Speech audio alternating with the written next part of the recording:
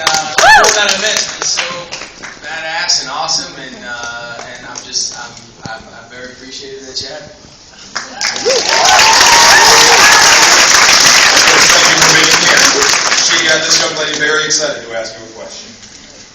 Where? Right there? But hi, what's your name? Hi, I'm Christina. What's up, Christina? Some actors who I've spoken to who have played villains in the past have expressed this love and how much fun it is to play a villain, almost therapeutic. How did you feel when you took on the role of Shane?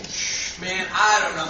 I never saw him as a villain. I couldn't do that.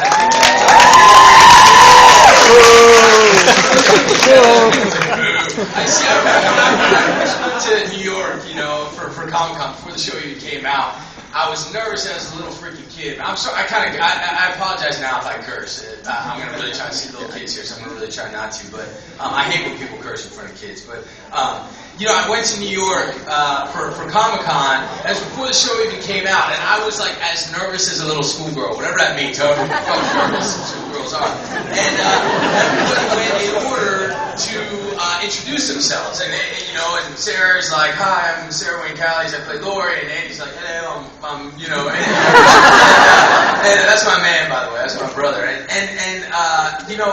everyone's cheering, and it got to me, and I'm like, "I'm Jon Bernthal. I play Shane Walsh," and I was like, "Boo!" I'm like, "You gotta love New York," but it made me see the way that Shane was perceived as this villain from the comic book, and that was sort of diametrically the exact opposite of what Frank and I really wanted to do with the character. I mean, I think I really wanted to base him as a man who at his core is as loyal a friend as possible. When he's introduced, he's just there trying to be a good friend to Rick and trying to help him there with his marital problems. He ends up doing as disloyal a thing as possible, but I always wanted all of his actions to be rooted in a really real, honest, loyal place. I'm really trying to keep the people that I love alive at all costs. I'm gonna ignore things like, what is the right thing to do here? What is the moral thing to do here? It's a zombie apocalypse, and my sole purpose on this earth is to keep Lori and Carl alive at all costs, and